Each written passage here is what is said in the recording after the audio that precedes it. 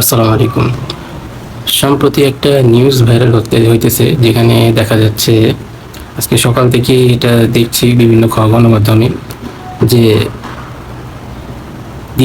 উত্তরা দিয়াবাড়ির হাটে ব্যাপারী ভাইদেরকে প্রতি গরুতে ২,০০০ টাকা করে দাবি করছে হাট কর্তৃপক্ষের মানুষ। এটা ব্যাপারীদের অভিযোগ, কিন্তু এখানে হাট কর্তৃপক্ষ বলছে যে ওই লোকটা নাকি আমাদের কোনো কেউ না। তো এইখানে কথা হলো যে আপনাদের কেউ না যেহেতু, তাহলে হাটের ভিতরে এত বড় সাহস হয়ে গেল যে হাটের ভিতরে যে ব্যাপারীদের বলবে পার গরু প্রতি ২,০০০ টাকা চাঁদা। আর আপনারা তো হাসিনের টাকা শতকরা 5% আপনারা নেন আমাদের কাছ থেকে, তো ব্যাপারী ভাইদেরকে এটা আপনারা কেন দাবি করছেন? তো এই বিষয়ে অনেক হট্টগোল হয়েছে আজকে হাটে, উত্তরা দিয়াবাড়ি হাটে। এইখানে যখন মিডিয়া কর্মীরা পৌঁছানোর পর, ৫-৬ জন মিডিয়া কর্মী পৌঁছানোর পরে বিষয়টা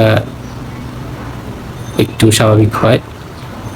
কিন্তু আপনাদের কাছে প্রশ্ন, হাট কর্তৃপক্ষ ভাইদের কাছে, যে একটা গরু লালন পালন করে ২ বছর ৩ বছর পর ওনারা হাটে ওঠায়, বহুত পরিশ্রমের বিষয় ভাই। তো এই পরিশ্রমটার মধ্যে আপনারা যদি তাদেরকে আরো প্রেশার দেন, তাহলে তারা নিরুৎসাহিত হবে। আপনারা তো আমাদের কাছ থেকে নিতেছেনই, আমরা তো আপনাদেরকে শতকরা 5% টাকা দিচ্ছি, দরকার বলে 6% আমাদের থেকে নেন। ওনাদেরকে কেন কষ্ট দিচ্ছেন? ওনাদেরকে কষ্ট দেওয়ার তো কোনো মানি হয় না।